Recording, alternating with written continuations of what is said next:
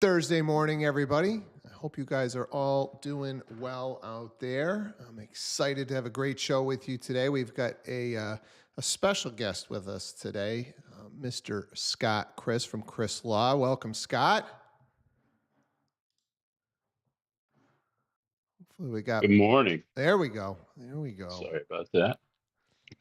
We Thanks in for the having me. past we in the past have chatted on the show a little bit about 1031s, and we talked about trying to bring on somebody that could do a little bit of a deeper dive, and that's what Scott is here to do for us today. So I'm excited about that. Before we turn it over to Scott, anybody have anything that's just pressing on their mind, something in one of your real estate deals that we need to talk about? Martin, what do you got? So, my buyer ran, I guess, all the permits that were used for the house. And on some of it says final and then some of it says issued. And before we close, he wants to make sure all the permits have been closed out. And something I just learned this morning, so I don't know if anybody has had anything to do with it. It's in Springfield. Do I just call or go down building inspector, say, hey, listen, these been issued. Can we get them to be in final in the system, or what to do basically? So, Lauren, I see your hand up. I don't know if you wanted to tackle this or you had something separate. I had something separate, but I feel like this is a topic that's come up a bunch recently, right? Is this what we just added to our task list? Yeah, Yeah, I can handle it, and and then I'll get to your question next. So, yeah, Martin, we're pretty much adding this now to our transaction coordinator task list. We've always notified the client that they should be reaching out and doing this. So I don't know if your client did it on their own or you prompted them to. So that's my first question, just out of curiosity. Did you prompt this, or did the client just do it on their own? I didn't prompt it. I'm guessing they did it on their own, or possibly if Due to if my the CT email. was supposed to, maybe she did Yeah. it. I'm not too sure. Okay. So we're adding a new step. I just think this one's getting pretty important. We definitely don't want somebody purchasing and then post close figuring out they got open permits. So we really got to be on top of this. So we are adding a step that our TCs will be notifying you to reach out to the client. You know, we know these emails, a lot of them go unread. And so I think this is a step where us as agents need to be reaching out to the client and asking about this. But yeah, I think the next step is as simple as that.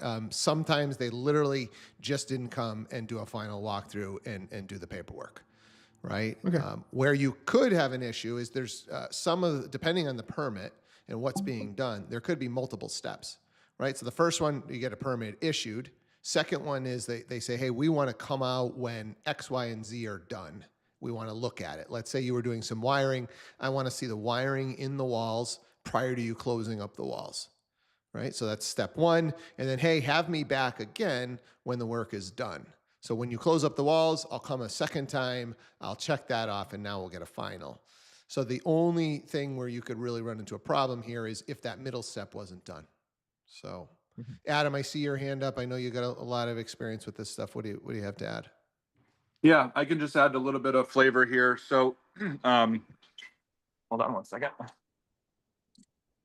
So yeah, I mean, if the permit is not closed out, I would say 95% of the time, it's not just going to be as simple as calling them and asking them to close it out in the system, and they're going to have to come out to the house and make sure whatever permit was done was closed. There's not a lot of checks and balances in the city systems to um, look for open permits and try to get them closed. It could just sit there open for a while. So maybe this is something we can have VA do, but a lot of towns are online. So Martin, if you just type in Springfield, Mass online permit lookup, you'll be able to go in there and look and see what's been pulled and if it's open or closed. I know Chicopee's online. I'm trying to think of some others, but anyway, so that's what I would do just to get your own knowledge. And the second thing I wanted to just share with everyone is kind of the typical permit process.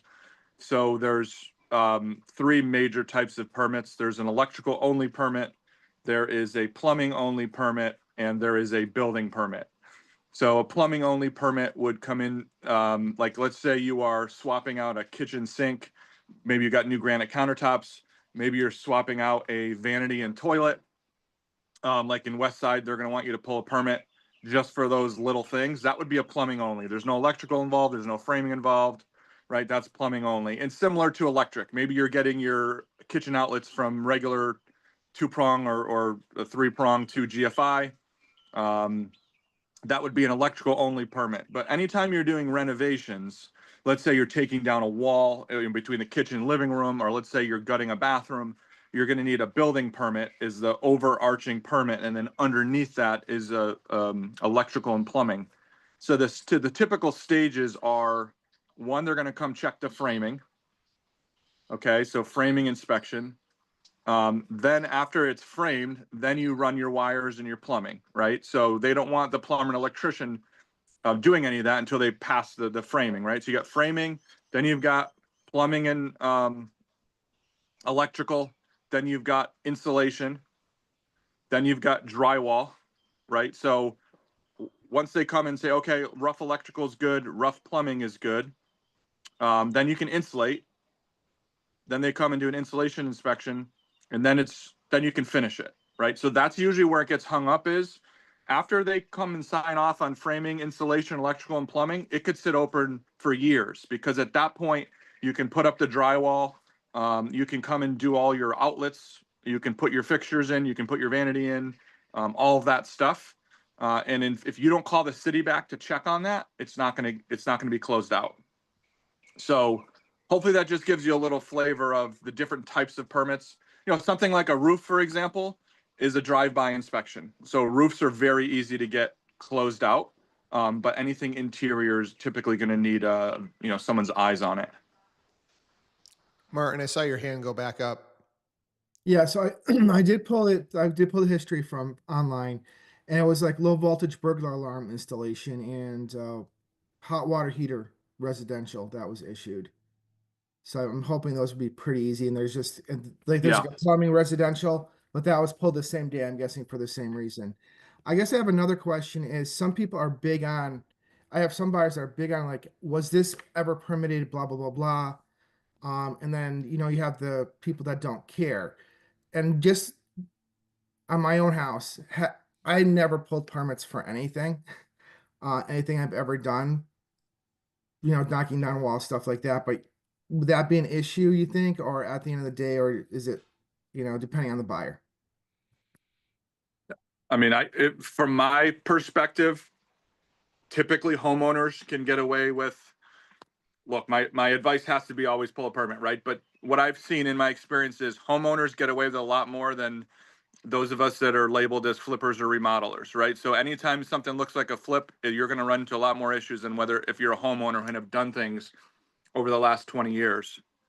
I would also encourage you or add that, a lot of times the permit process is not as scary as you might think. And it also holds your contractor responsible to avoid shortcuts. So the actual fee for the permit is usually pretty reasonable. It's depending on the scope of the project. Sometimes it's based on the value of the project.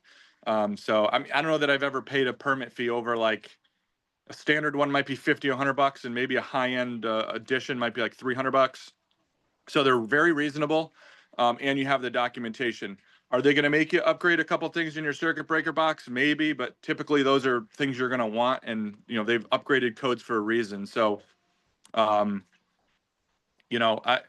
seen people get away with it though. Chris, I don't know if you're in a position to talk. I wasn't sure what your comment meant. You said lots of permit applications. I just put in there all the different applications, like just on the Westfield one alone. If you click the button under, I saw it didn't come out. It comes out, you have the electrical permit, the gas fitting permit, the notice of complaint, plumbing permit, residential addition. You know what I mean? It goes on and on and on. Swimming pool, like Adam just said. There's a lot. There's Yeah. lots of different ones. So Cool. Well, Lauren, I know you got another question, but I do want to get to Scott and his topic today. We'll see how long that runs, and if we got time at the end, we will get to that question. So, Scott, the floor is yours, man. Thank you. Can you allow me to share my screen, Steve, if you haven't Yep. already? Yeah. Let's see here.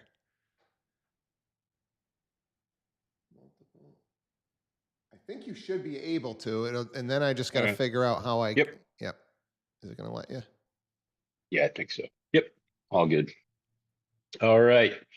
Thank you all for having us this morning. One of our associates, Katie Sheen, is also on the line. I know many of you know Katie, who is in our West Springfield office. So thanks for having us. And hopefully everyone's busy with this spring market. So we'll start off in the bit with the basics on 1031 exchange, which I know most of you know, but I think it's a good starting point. And please just speak up along the way if you have any questions. So what is a 1031 exchange? It is also known as a like-kind exchange. It's a tax-deferred transaction where investors can exchange an investment property for another similar property, deferring capital gains on the sale. This is all governed by Section 1031. That's of the IRS code. That's why it's called 1031 exchange. And it's essentially it allows an individual to avoid paying taxes on the profit from selling one property by reinvesting the proceeds into a replacement property of equal or greater value, something you probably all know. So some more basics. It's tax deferred. It's not tax free. This is something with investors we see all the time. You know, they do a 1031 exchange, and then down the road, they have some capital gains left and they're unhappy. Just remember, it just defers the gain. And as the longer you hold an investment property, the lesser the gain will be.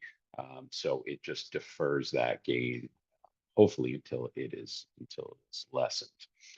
Has to be a like-kind property. We also see this. We just had a customer who tried, before they got to us, tried to move a second home to an investment property. And you cannot do that. It has to be like-kind. So investment property or investment property. So generally real property, building, land, or other investment property to a second investment property. Reinvestment. The sale proceeds are reinvested into the replacement property, and it essentially rolls over the capital gains to the new investment, which is sort of what we talked about Scott, I want to above. stop. Yeah, I want to stop you on that one. This came up the other day. So let's say I sell a property for 400. I owe 200 on it, so I want to roll 200 into the next property. Right? I'm going to do the exchange. I got 200 to put down on the next property, but I actually don't want to put down the 200. I only want to put down 100 of it, and I need 100 to pay off some credit card debt, etc. Yep. Can I just pay taxes on that and just roll the 100? Yep. I'm getting that later. That's called boot. And so Okay. anything that's left over is fine. It is just taxable under regular rates. Okay. So, Cool. and a lot of this, obviously, it intersects with your or your client's CPA duties. So there's always, ways, depending on the full picture of your tax ramifications, there's a possibility that you can lessen that gain and lessen that hit as well. It's a great question. It comes up often. So just a few key rules. Like-kind property, I just want to stress it again because this is generally where people get held up. Replacement property must be of similar nature or use to the relinquished property. So again, investment to investment. Identification deadline. We see people get hit by this all the time. The individual trying to achieve the exchange has 45 days from the sale of the relinquished property to identify the replacement property. Now, the key word there is identify. So, there's all sorts of interpretations of that. For us, with our clients, we want to make sure that an offer is placed at least. You can just write down, you can draft a quick letter saying, I identified this property, but really to be 100% safe, you do want to try to have an offer on a new property in that 45-day time frame. The closing, so the purchase deadline, you have 180 days from the sale of the relinquished property to actually close, and that means deed recorded. We actually have seen people 181st day they close and they have gotten flagged by the IRS. So be very careful there when either doing a 1031 exchange yourself or directing your clients to do one. No direct sale. So this is also important. The existing property cannot be sold and then the replacement property purchased by the individual. So you can't hold that money in between. The QI or qualified intermediary must be involved. There has to be distance between the seller and those funds during the intermediate period. and a qualified intermediary must be used to hold the funds for the exchange, which we talked about. We work with a few, all the title insurance companies have intermediary companies. We actually work with a bank, Leader Banks intermediary. They're pretty good. And like anything else in our business, it comes down to service, knowledge, and we find that Leader is pretty good with that, but there's a bunch of good ones out there. To Steve's question, the boot question, if there's any cash or other property received in addition to replacement property, that's considered boot and maybe taxable. So we talked about that. So keep that in mind. Just a few benefits, which we'll just, this is sort of doubling up on what we talked about. Deferral of capital gains, delaying capital gains tax on the sale of relinquished property. Continued investment, reinvestment of equity, and continued growth of your portfolio. This can certainly help there, using the funds that aren't taxed to buy something else instead of getting crushed on capital gains cash taxes. And then flexibility. Multiple properties can be exchanged for one, or one large property for multiple solid properties, as long as it's like kind, as long as you're all dealing investment property to investment property. So those are the basics. I'm sure this is a repeat for many of you. But I just wanted to start there, and more than happy to take any questions. I saw one pop up from Martin. Can you purchase the home first, then sell? You can. That's a reverse 1031 exchange. Basically, the same rules apply. You just have to make sure that you're very careful about that 180 days in that situation. Really good question. Scott, let me just questions? I want to get Yeah. clarity on that one. So I buy, Sure. I haven't even listed the relinquished property, right? Haven't done Yep. anything with it. I go and buy an investment property. I have 180 days and did I have to do something before I bought that investment property? I had to identify, right? Like I'm doing a 1031. I can't just buy it You do. and then decide. Correct. So that's a key piece, and I'm glad you brought it up.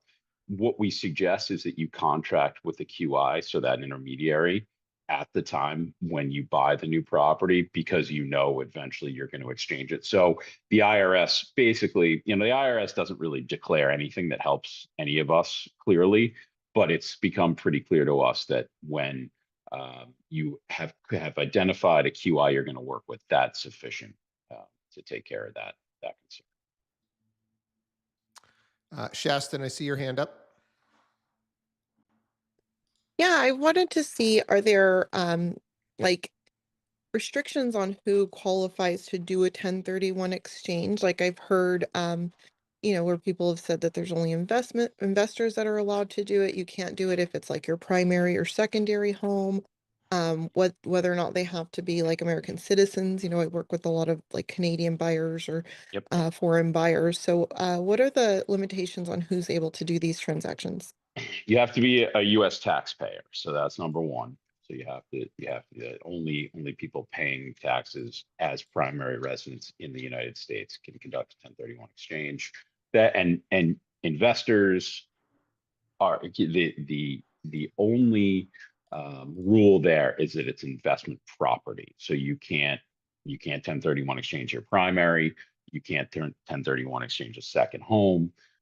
But if you have a second home and you start to rent it, and then you have 2 years of rental interest in rental history, that can become an investment property. And so these are all items that your CPA, along with a good attorney, can advise on. But yes, you have to be a U.S. taxpayer, and you also it has to be investment property. I see another question from Martin. Does it have to be an individual? Can it be a trust or LLC? Can be a trust or LLC. Doesn't matter too much how you hold it 1031 wise. Can affect how much the capital gain is deferred depending on how your trust, LLC, corporation pays taxes, and what your and liability is there. Good question. Other questions? Let's see. And for perspective, is there a profit level that a 1031 doesn't make sense? I think it all depends on your full tax scheme. I can't think of one. I mean, the more profit you have, the more gain you're going to have. So I don't think higher gain will affect you, negatively. I've never come across a case where it doesn't make sense to defer, any of the liability. Maybe a better question for your CPA when you're looking at the big picture or the customer's big tax picture.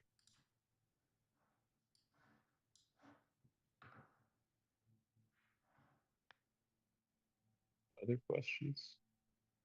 I'll put my email up too in the chat. So, I'm sure many of you have it, but if you have questions, feel free to reach out to me.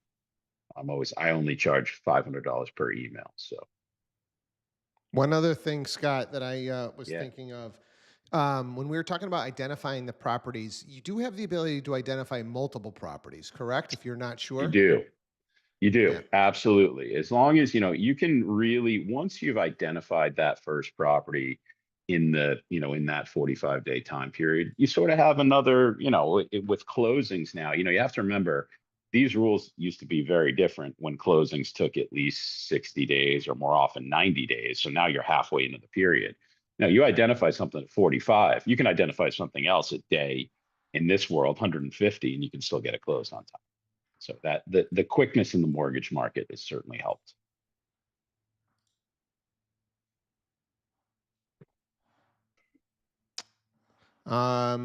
Any other 1031 questions, guys?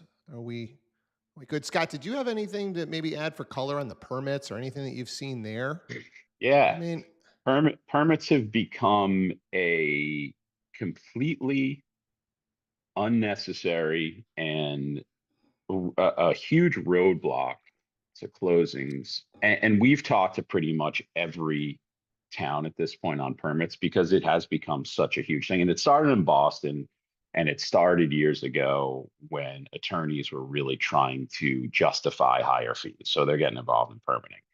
Every single town we talk to says, we are never going back out to look at an unpermitted property. We are never going out to find someone who's unpermitted. Now, I think it was Adam who, said this. When we're talking about homeowners, developers, flippers, absolute different story. But when it comes to just the homeowner, we see these single families being transferred. The realtor goes and pulls permits. There's a non-permanent basement renovation from 1992. There's no liability there, is basically the point. So it does come down to the buyer, how concerned the buyer is, and really what the advice they're getting. It's just become something that has caused a lot of unnecessary delays and issues, in our opinion. We check the permits, we do all that stuff, but the question then comes down to, you're buying a single family house. It's an unpermitted bathroom renovation. What's the liability? What are you really dealing with here? It's not unlike you have some attorneys out there who will hold up a closing over a missing home equity line assignment from 1987. We know it's paid off. So let's use some common sense here. So it really comes down to advising the client. And, we do it on a client by client basis. I'm sure Katie can talk about, you have some people who understand this. We do have people who say, I won't close on this until the permit's closed out. And there's no reason for it, but it is something that for the right client, they just feel, has to be done. But it comes down to me as an attorney, it comes down to the liability issue, and there is none from every one of these towns we talk to. They just don't, not only do they not care, they don't have the manpower to go out and start checking, this unpermitted work. So it's an interesting state of our business right now. Lauren, we got 5 left. I've seen that hand come up and down. What do you got? Well, I'll save what I had if we still have attorney on here, because I think related to 1031 and just capital gains in general.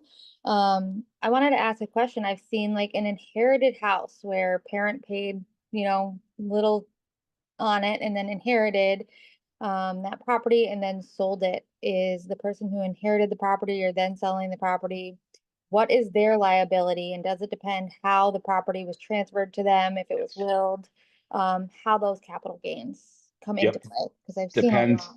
Depends on a million factors. It depends on will. It depends on how the property was held by the deceased. It depends on the buyer's situation tax wise. There's a ton of different items involved there. definitely a question for an estate attorney and a CPA. We'd need to see the whole picture because there's estate tax, obviously, that could be due, that could transfer. So unfortunately, not an easy question. But generally, as a very, very sort of mass generalization, there's probably going to be some liability there, depending on what was transferred, when, and how. Terrible answer, but Okay, it's so it's a very tough one. that's okay. So then recommendation, if we do know it is a situation where we have an inherited property and we're speaking to a seller, Yep. is it recommended to get an estate attorney involved much sooner Yes. so that we have, okay. 100% estate attorney who's working with a good CPA, whether it's the customer's CPA or just someone they work with, really want to get the full picture so there's no surprise down the road. Because you know what happens when there's surprises down the road. The first thing your client does is say, Lauren, why didn't you tell me about this? Even though it has nothing to do with you. So.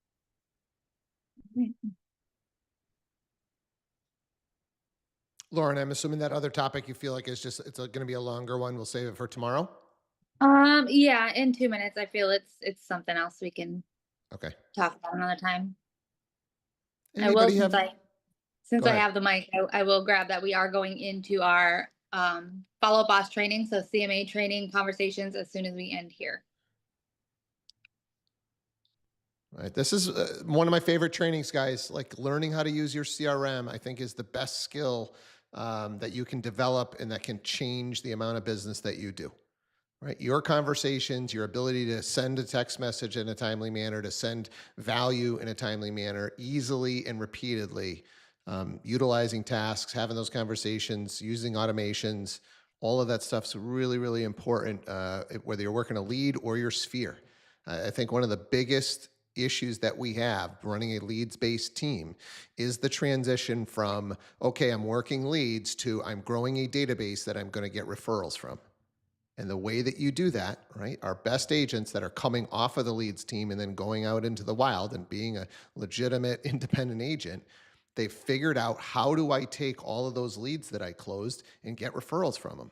And the easiest way to do that is to work through a CRM and have a systematic approach. So I think if you asked some of the veteran agents how much money they've left on the table from not figuring out how to use their CRM, the numbers would shock you.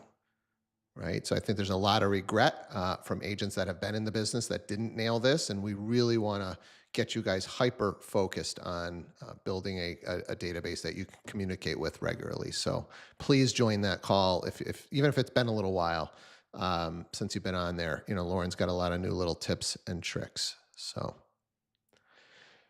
awesome. Well, Scott, thank you so much. I really appreciate it. Katie, thanks for getting him on. Thanks for having us.